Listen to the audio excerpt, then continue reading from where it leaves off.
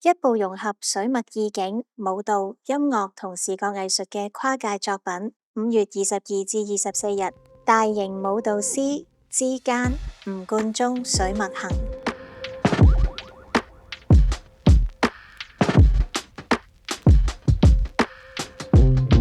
抽象同具象之間，中西方之間，所有創作團隊之間，實在嘅旋律線條同好意識形態比較 free form 嘅寫作嘅方法之間。我諗我捉住嘅係吳老師佢整個人生、整個為藝術委身嘅精神去寫我嘅音樂。究竟會係點呢？我覺得會係好似詩咁樣。5月22至24日，文化中心大劇院，到時見。